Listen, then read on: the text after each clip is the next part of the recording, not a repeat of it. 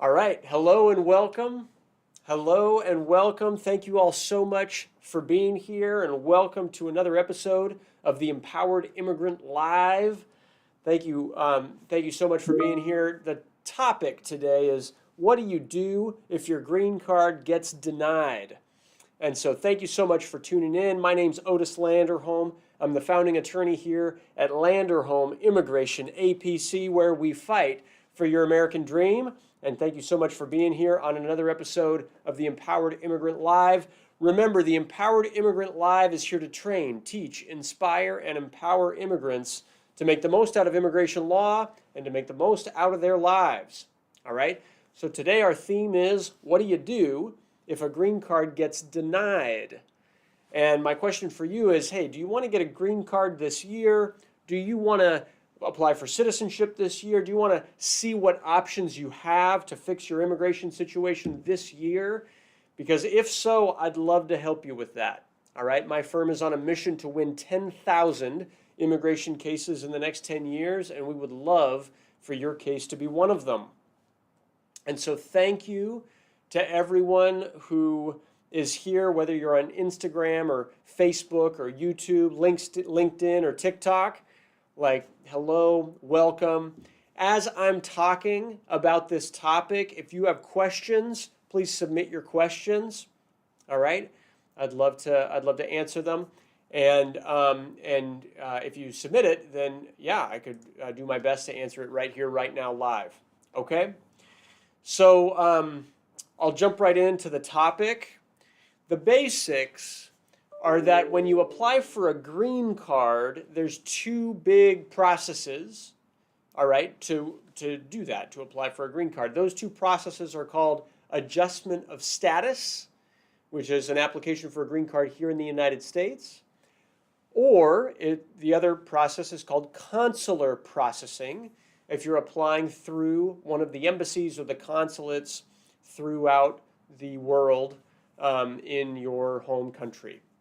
Okay?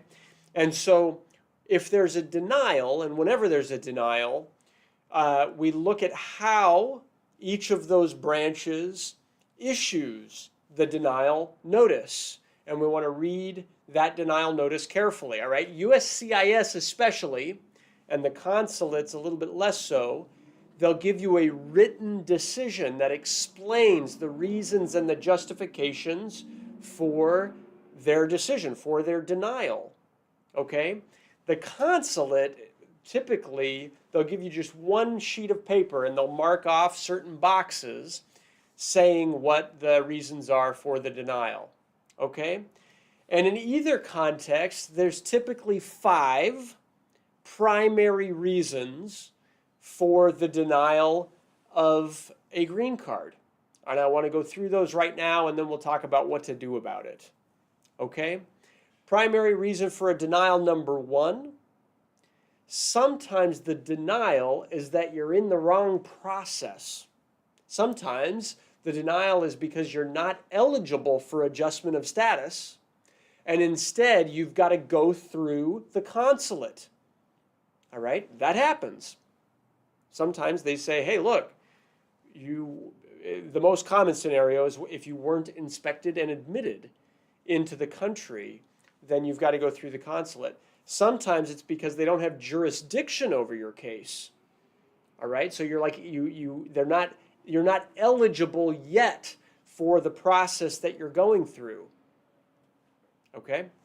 And so the second primary, like, basic reason to deny a case is that you have an inadmissibility ground and you need to file for a waiver. Okay? There are laws that make a person, quote unquote, inadmissible under certain situations, and sometimes that inadmissibility ground can be waived, and so it'll say that in the decision. Okay? The third reason is sometimes you've got an inadmissibility ground that is not waivable, and then you're stuck. That's the worst of all the situations. Okay? The fourth reason for a denial is if it's not just a problem with the green card application, but instead it's a problem with the petition. All right?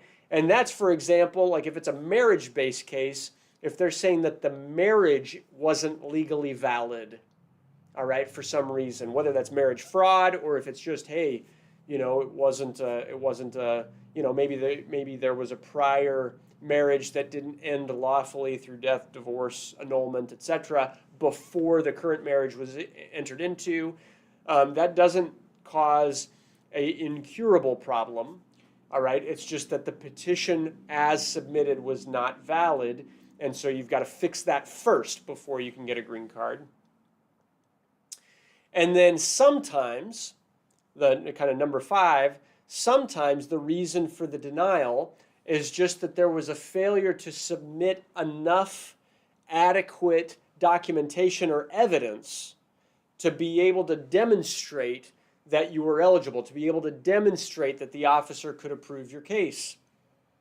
Right? Maybe you forgot the medical exam. Maybe you forgot, maybe you had a problem with the sponsor or something like that, and those details didn't get adequately proven. And so because there wasn't enough evidence in favor of the case, they couldn't approve it. Okay? And so depending on what the reason for the denial was, will depend on what the best strategy is on how to respond to that denial. All right, so now, lawyer, what do I do if my green card was denied?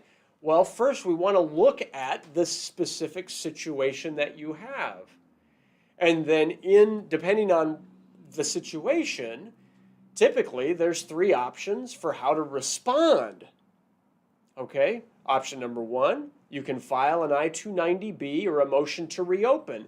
Now that's true in front of the USCIS, in front of an adjustment of status case. That is not applicable at the consulate. Okay, there is something that we can do at the consulate. We call it a legal net inquiry, saying, hey, wait a second, they got the facts wrong, or they got the law wrong. Sometimes that can be done in a consular case. An appeal or a motion to reopen, you got 30 days to do it. And basically what you're doing is you're challenging the denial. Okay? The second option is you can do nothing. Okay? You can just do nothing. You can say, hey, look, sometimes doing nothing actually is the wisest strategy. Talk to an immigration lawyer first. But when immigration's analysis of your situation is correct, and when there's not much that we can do to fix it, all right, then sometimes the wisest strategy is to just do nothing. Don't file appeals. Don't waste your money on an appeal. They're going to deny it anyway. All right, sometimes that's the reality. And third, the third option is you can refile a new case with new evidence or with additional evidence, etc. You can do a better job the next time around so that it's better presented, better argued, better demonstrated, that hopefully wins the day. All right? And so what should you do in your situation? Well, it depends, right? It depends on your situation. Everybody's facts, everybody's situation is different. And so, bottom line is, if your green card is denied, start with a consultation, review it carefully, review the reasons for the denial carefully with a lawyer, all right? And then create have a conversation about what is the best strategy to be able to fix that situation, either right now with an I-290B submission, or at least to fix it or save it for the long term so that you can maximize your chances of success in the future. Okay? So that's basically the topic for today. That's what I wanted to talk about today. Thank you all so much for being here. Every case has complications. All right? And so don't worry and overthink the complications. That is what lawyers are for. All right? So don't stress yourself out too much about it.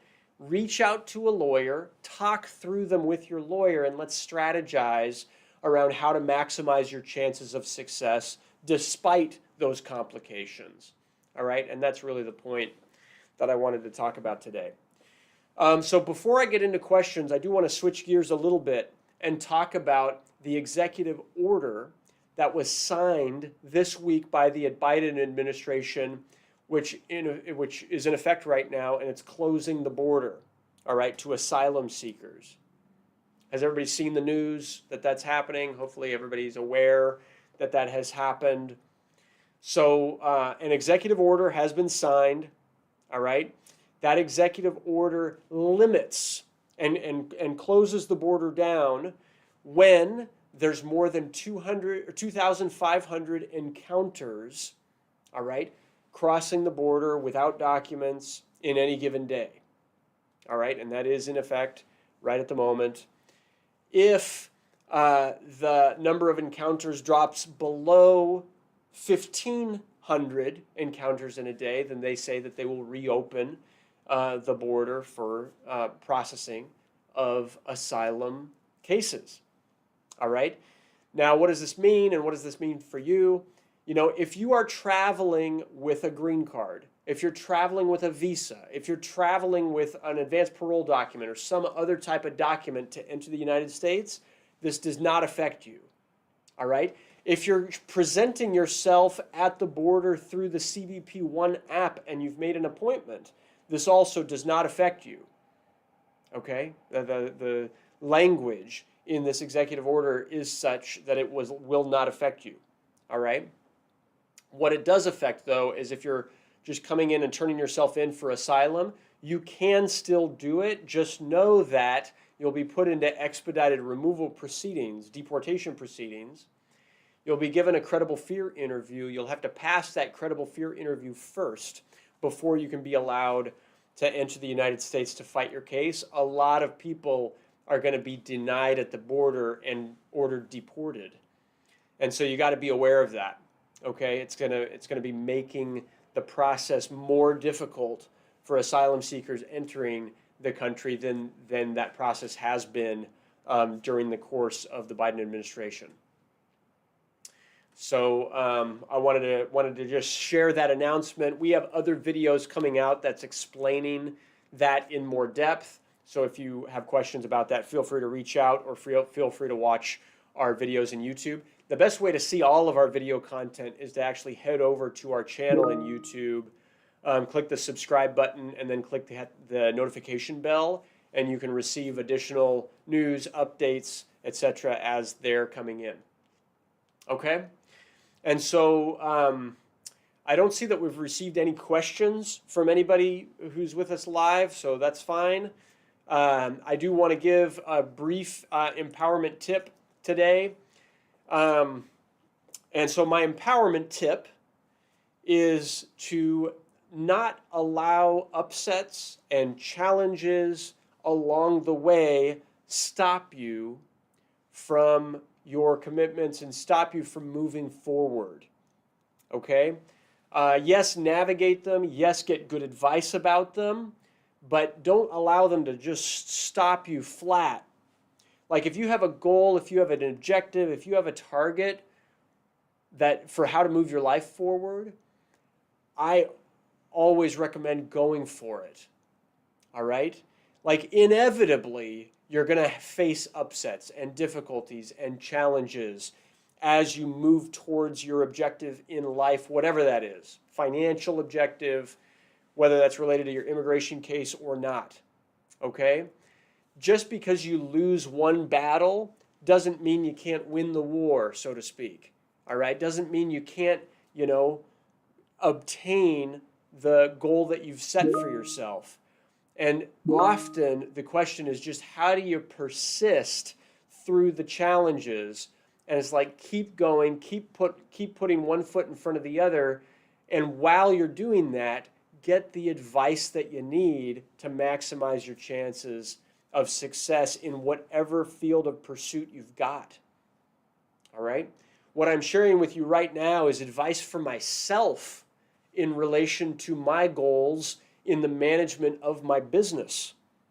It's like Otis, keep putting one foot in front of the other.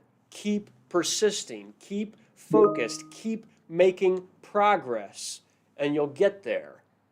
All right? But it's also advice I want to share with each of you in whatever pursuits of life you have. Like, don't let your immigration status get you down. Instead, let's find a way to work through it and to maximize your chances of success in whatever area of life you're focused on. All right? That's my talk for today. Thank you all so much for being here. I didn't receive any questions today, which is fine. If you do still have questions, please still submit it. I'll answer those through our YouTube channel. So please subscribe to our channel in YouTube. All right. And I really appreciate each of you being here. So whether you're watching right now on YouTube, Facebook, Instagram, LinkedIn, TikTok, like, welcome. Thank you so much for being here. I really appreciate it. If you have an immigration case, right, if you have questions about your immigration situation, hey, please give us a call. We're here to help. We'd love to help. And in the meantime, make it a great day. Thank you so much for being here, and we'll see you next time on our next episode of the Empowered Immigrant Live. Thanks a lot. Take care. Bye-bye.